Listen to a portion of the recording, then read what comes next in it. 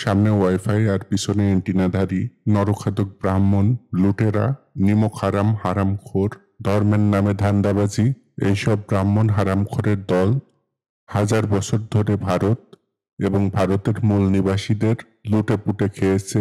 ধর্মের নামে ধান্দাবাজদের এক লুটের ইতিহাস শোনাবো।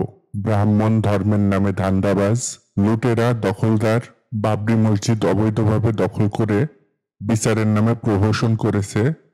আজকে আমরা তা দেখব। গোল গল্প চ্যানেলের পক্ষ থেকে সবাইকে শুভেচ্ছা। চ্যানেলটিতে নতুন হয়ে থাকলে চ্যানেলটি সাবস্ক্রাইব করুন, লাইক, কমেন্ট ও শেয়ার করুন। আজকে আমরা দেখব বাবরি মসজিদ কেসে সুপ্রিম কোর্টের রায়ে কি বলা হয়েছিল। ব্রাহ্মণ দখলদার লুটেরা কি আদৌ কোনো তথ্য প্রমাণ দিতে পেরেছিল? আজকে আমরা তা দেখব।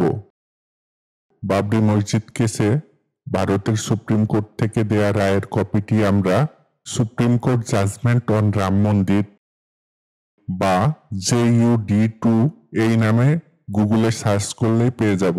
সার্চ রেজাল্ট থেকে পিডিএফটি ডাউনলোড করলেই বাবরি মসজিদের ওপর দেওয়া ভারতের সুপ্রিম কোর্টের রায়ের কপিটি পেয়ে যাবেন। আপনারা চাইলে পুরো পিডিএফটি পড়তে পারেন। আমি এখানে রায়ের 906 পৃষ্ঠা থেকে 908 নম্বর পৃষ্ঠা পর্যন্ত পড়ে শোনাবো। Supreme court judgement on Ram Mandir, section part P, page number 906। এখানে বলা হয়েছে, whether the earlier structure was demolished for the purpose of the construction of the mosque, যার অর্থ দাঁড়ায় মসজিদ নির্মাণের উদ্দেশ্যে পূর্বের স্থাপনাটি ভেঙে ফেলা হয়েছিল কিনা। Since the ASI report dates the underlying structure to the 12th century, there is a time gap of about 4 centuries between the date of the underlying structure and the construction of the mosque, যার অর্থ হচ্ছে ASIর দেওয়া report অনুসারে এর নিচে যে অবকাঠামো পাওয়া গিয়েছে তা দ্বাদশ শতাব্দীতেই ধ্বংসপ্রাপ্ত হয়েছিল, আর মসজিদ নির্মাণের ভিতরে প্রায় 400 বছরের ব্যবধান রয়েছে। অর্থাৎ কিনা অবকাঠামোটি ধ্বংস হওয়ার প্রায় 400 বছর পরে বাবরি মসজিদ তৈরি করা হয়েছিল। No evidence is available to explain what transpired in the course of the intervening period of nearly 4 centuries. এই ধ্বংসপ্রাপ্ত অবকাঠামোটি এবং বাবরি মসজিদ তৈরির মধ্যবর্তী যে 400 বছর, এই 400 বছর সময়কালে কি ঘটেছিল তার কোনো তথ্য প্রমাণ পাওয়া যায়নি।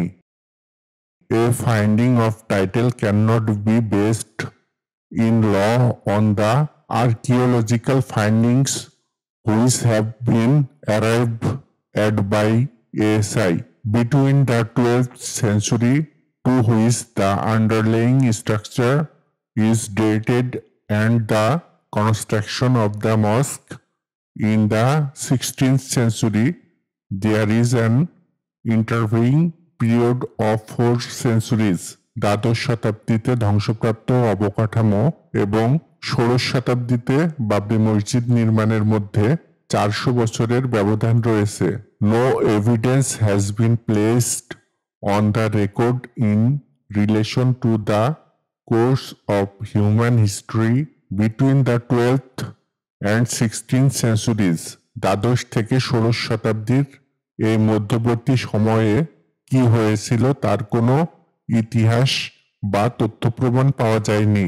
No evidence is available in a case of this antiquity on Section 1, the case of destruction of the underlying structure, and Section 2, whether the pre-existing structure was demolished for the construction of the mosque, যার অর্থ হচ্ছে বাবরি মসজিদের নিচে পাওয়া ধ্বংসপ্রাপ্ত অবকাঠামোটি এবং বাবরি মসজিদ তৈরির সাথে এর ধ্বংসের কোনো সম্পর্ক খুঁজে পাওয়া যায়নি, যার অর্থ দাঁড়ায় বাবরি মসজিদ তৈরির জন্য এই অবকাঠামোটি ভেঙে ফেলা হয়েছিল এমন কোনো তথ্য প্রমাণ পাওয়া যায়নি।